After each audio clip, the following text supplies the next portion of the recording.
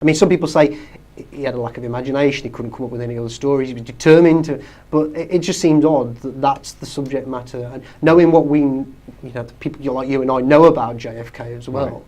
Right. So do you think he was wanting to reveal something that he knew in a fictional way? I don't know. I mean, that would just purely conjecture on my part. I mean, it may be possible, but right.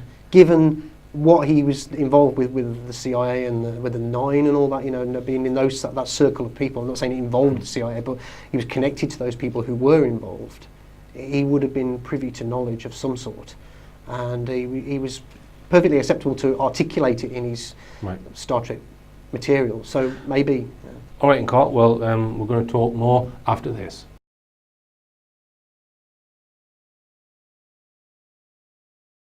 I'm talking to Carl James about Star Trek, and we're trying to really, I guess, in this untangle fact from fiction. That's what it's about, isn't it? Yeah, it's a very elaborate web of, and we were talking about psychological operations, and with films such as The War of the Worlds. So just tell us why you think that was a psychological operation.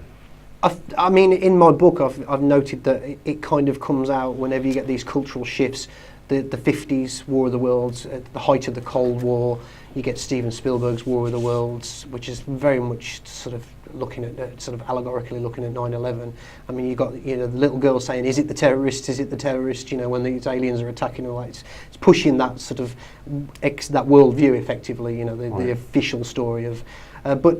You go back to the original radio broadcast in 1938 of the War of the Worlds. You've got the involvement of the Radio Research Project, which is funded by the Rockefeller Foundation, and you've got people that effectively studying the effect of that broadcast. It's a very mixed bag on that. Certainly the report only selectively looked at people that reacted in a certain way. How many people did react or not is far more difficult to know, but their report was very biased because they based it on those people who genuinely believed that something was panicking, running in the streets. If there was only a handful of people that did that, they based the report largely on those kind of accounts to make it look as though everybody did react that way. And they were looking at the effects of those kinds of things, whether it be radio or films, could potentially have. And the people that are studying that are people who, psychologists and social engineers employed by the Tavistock Institute, at that time. But it's a tangled web. You've got Robert Wise, who's working with Orson Welles, who was responsible for the 38 broadcast. Robert Wise, who's working with him at that time. Also the director of Star Trek the Motion Picture, which I believe ties into the Nine thing. Also the director of the 1951 film, The Day the Earth Stood Still, which there's a lot of evidence out there suggesting that film was part of a psyop to essentially the CIA and the military, to what some people say to acclimatise the public to the ET UFO phenomenon. Right. So do you think... So he's employed on multiple levels. You don't think it's just acclimatising people to the fact that they want to build more weapons in general, and that there may be no ET threat? They're just trying to say, well, there might be one in the future, so we really need to be armed to the hilt. What do you think is the reason that they're making these as psychological operations, if that's what they are? What are they trying to do? Are they genuinely acclimatising people? I really don't know. I mean, I really don't know. I mean, certainly the CIA, if you look at the Robertson panel and things like that, the Durant report and all that, the CIA have muddied it so much. It's difficult to know whether they ever did believe, or they wanted people to believe, or they wanted people not to believe, or you're coming at it from all angles there. Yeah, I think it goes back to what we said at the beginning, where there's a core truth to all this, to the UFO phenomenon, to out-of-body or otherworldly experiences. Which we're not allowed to be sort of privy to. And even if we think we are, you have agencies and individuals who are muddying that, spreading disinformation. So even if we think, we're getting a bit closer to it now, we're starting to get an idea on what's going on, we're really, really not, Yeah, and to be honst, getting a closer glimpse of it, but not. I don't go to the cinema. I can't even remember the last time I was in the cinema or watched a film on TV. It's I guess because I'm aware that it's been made by people with an agenda, for nefarious agendas, I would suggest. But that's the interesting thing, because I have been a lifelong science fiction fan. I really have always enjoyed it. I'm an avid science fiction fan. And so much so that I would buy a lot of biographies of famous science fiction writers and directors and that, and read up. And as I started my journey into sort of alternative knowledge, I started to recognise certain names, and I remembered these names and thinking, I'm sure I read that in this biography about Gene Roddenberry, for example, or something like that. That person is into some really, really strange stuff here. Why is Gene Roddenberry, as that example, but it applies to a lot of other people as well. So I'm connecting the dots in, and so it's changing my perspective on science fiction then, you know. It's not something then that you can just kick back, have your popcorn and have a drink and just enjoy it, you know. There's something being subtly, and you have to ask the question. I mean, it doesn't apply to just Star Wars, but Star Trek, but you look at Star Wars as well. These are huge franchises, and people are almost mesmerised by them. You know, they're the fandom, even people that aren't dedicated fans, you know, they are multi-billion-dollar, you know, industries. So if we can come a little bit more up to date, I saw that there was a new film about Mars. Now, as I said, I tend not to have any interest. I prefer facts and evidence. Yeah, well, I do, but it tends to be the best way to find the truth, rather than watching a film. But what's going on in this latest Mars film? It's about some guy who gets stranded and he has to grow his own food on Mars. Yeah, Matt Damon. Yeah. Right. Yeah. So have you got any comment on that? Well, I know that NASA are heavily involved in it, and they tend to do that quite a bit. You know, as we've already shown with Star Trek.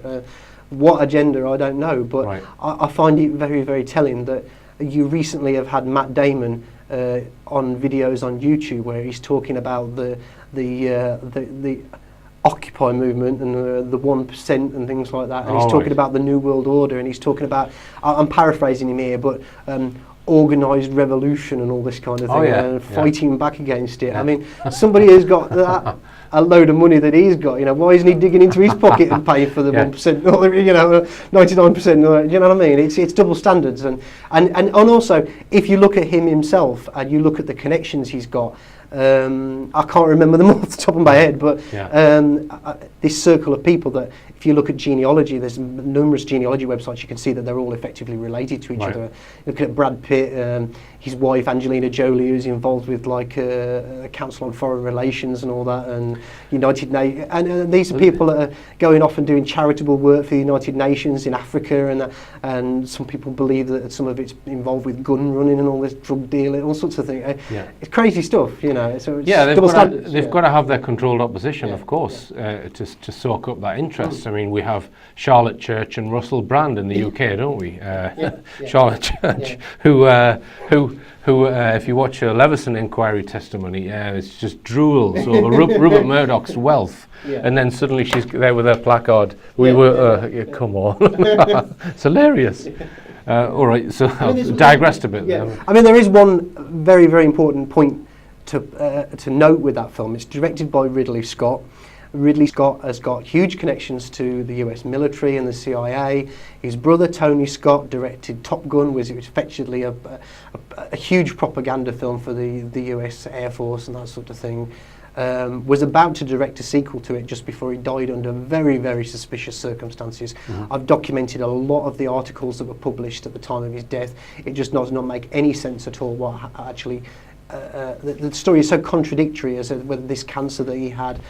And Ridley Scott himself as well has directed a promotional film for the charity Common Purpose that Brian Gerrish has talked about a lot. So he's heavily associated with what I generally sort of loosely call the agenda players. You know. Just we've mentioned Mars because I've done talks about the images from the alleged Mars rovers, and I'm still not fully decided, but I think there's very strong evidence that certainly the Mars rovers are in the Canadian Arctic somewhere. They're not on Mars. If you want to see evidence for that claim, watch this talk from this link on the screen there, and so But I guess this current Mars film was probably in production some years ago, I would imagine.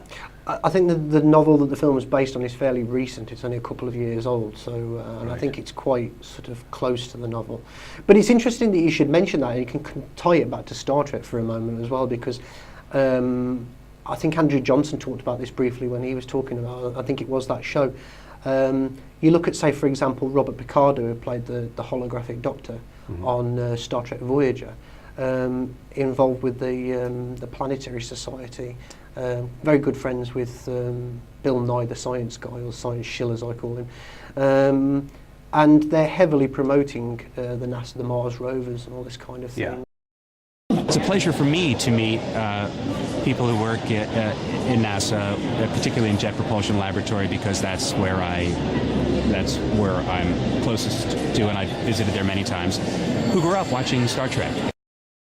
They've got this group called the Red Rovers, these kids from America that are just sort of heavily promoting this idea, principally the idea that Mars is red, you know, and that sort of thing, but it goes beyond that as well.